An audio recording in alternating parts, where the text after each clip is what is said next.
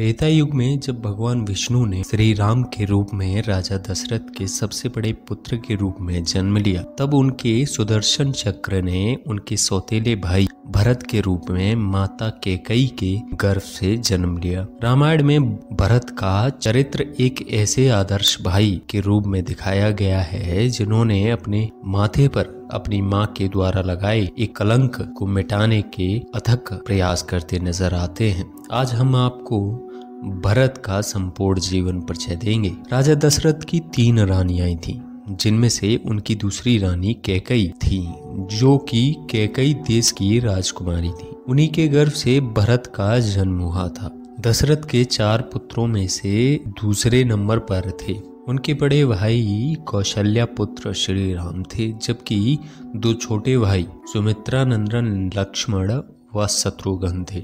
जब सभी भाइयों की आयु शिक्षा ग्रहण के लिए हो गई, तब भरत ने अपने भाइयों के साथ महर्षि वशिष्ठ के गुरुकुल में शिक्षा ग्रहण करने के लिए गए। वहां जाकर उन्होंने विधिवत रूप से शिक्षा ग्रहण की तथा उसके बाद पुनः अयोध्या लौट आए। अयोध्या लौटने के कुछ समय के पश्चात श्री राम व लक्ष्मण महर्षि विश्वामित्र के साथ चले गए। उनके कुछ दिनों के बाद मिथिला से अयोध्या में सूचना आई कि श्री राम का माता सीता से विवाह हो चुका है। तब राजा दशरथ व राजा जनक ने अपने बाकी पुत्र पुत्रियों का भी आपस में विवाह करवाने का निर्णय लिया।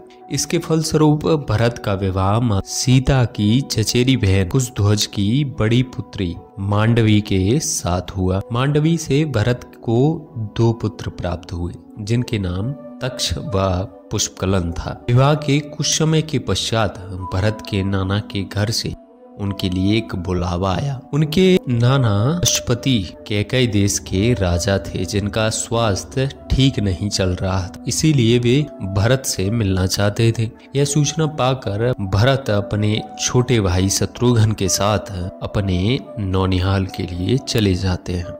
वहाँ कुछ दिन रहने के पश्चात उन्हें अचानक से अयोध्या से बुलावा आया तथा तुरंत अयोध्या लौटने को कहा गया। भरत ने सैनिकों से बहुत पूछा, लेकिन उन्होंने कुछ नहीं बताया। इसके बाद भरत तीव्र गति से अयोध्या के लिए निकल पड़े। अयोध्या आकर उन्होंने देखा कि पूरी अयोध्या में मातम पसरा है। सभी उन्हें हे तथा तुच्छ दृष्टि से देख रहे हैं। तब वे राजमहल पहुंचे। उन्हें अपनी मां की प्रिय दासी मंथरा के द्वारा सीधे कैकेयी के कक्ष में ले जाया गया। परंतु पहले जब वह कहीं से लौटकर अयोध्या आते थे, सबसे पहले अपने पिताश्री से मिलते थे, पर इस बार वैसा नहीं हुआ। मंथरा के द्वारा सीधे कैकेयी के कक्ष में ले जाया गया। वहां जाकर भरत अपनी मां को विधवा के वस्त्रों में देखकर सन्न रह गए। किंतु जब कैकेयी के द्वारा उन्हें सब घटना का वृत्तांत सुनाया गया तो उन्हें अपने कानों पर विश्वास नहीं हुआ। कैकेयी के द्वारा उन्हें बताया गया किस प्रकार राजा दशरथ ने श्री राम के राज्याभिषेक करने का निर्णय लिया था। तब कैकेयी ने अपने प्रभाव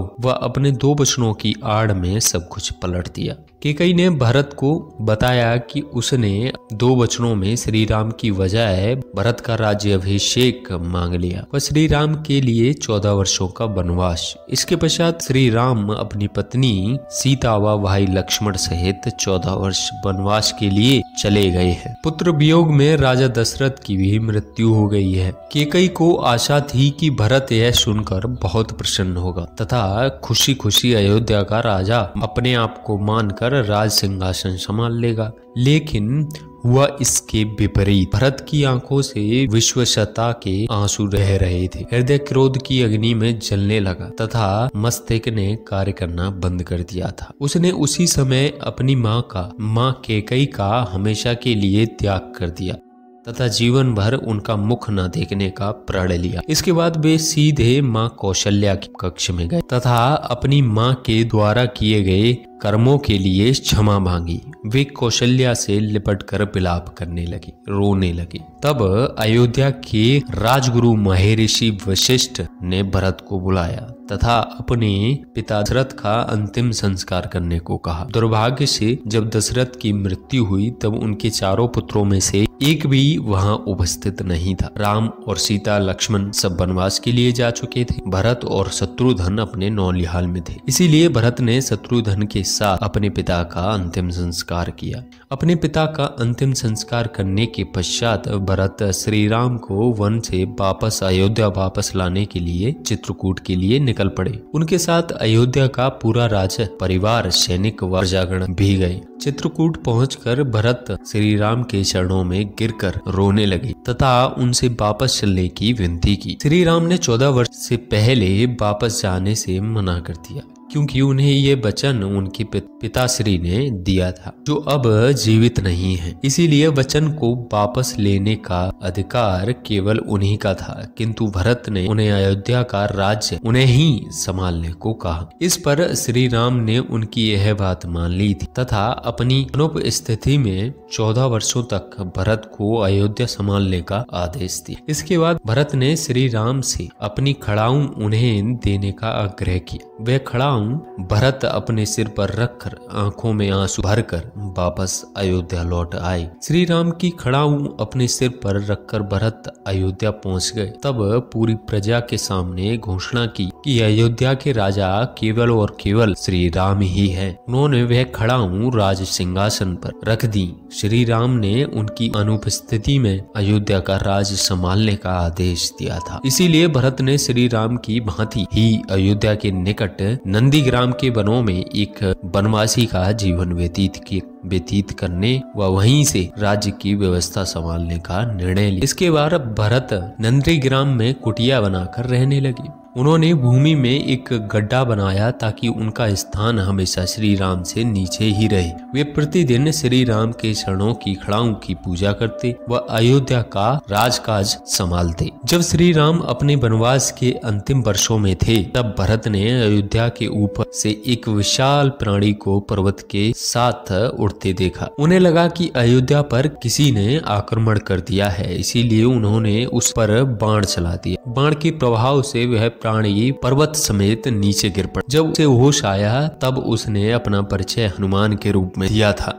तथा बताया कि वे यह पर्वत श्री राम की सेवा के लिए लेकर जा रहे हैं। तब हनुमान के द्वारा उन्हें माता सीता के हरण, श्री राम रावण युद्ध व लक्ष्मण के मूर्छित होने की बात पता चली। यह सुनकर भरत अत्यधिक अधीर हो गए, लेकिन अपने भाई की आज्ञा का पालन करते हुए वहीं रहे। भरत ने श्री राम से यह प्रतिज्ञा ली थी कि यदि वे 14 वर्ष पूरे होने के बाद एक दिन देर से भी आए तो वे अपना आत्मदेह कर लेंगे। इसीलिए श्री राम तय किए गए समय पर ही वहां आ गए। श्री राम के आते ही भरत ने उन्हें उनका राज्य वैसा का वैसा सौंप दिया। इसके बाद श्री राम का राज्याभिषेक किया गया। भरत ने अपने जीवन में कई महत्वपूर्ण घटनाओं को देखा था, जिनमें से मुख्यतः माता सीता का वन गमन, लव कुश से युद्ध, माता सीता का भूमि में समा जाना, श्री राम व लव कुश को अपने पुत्रों के रूप में अपनाना इत्यादि को भी उन्होंने अपने सपनों में देखा था। अतः में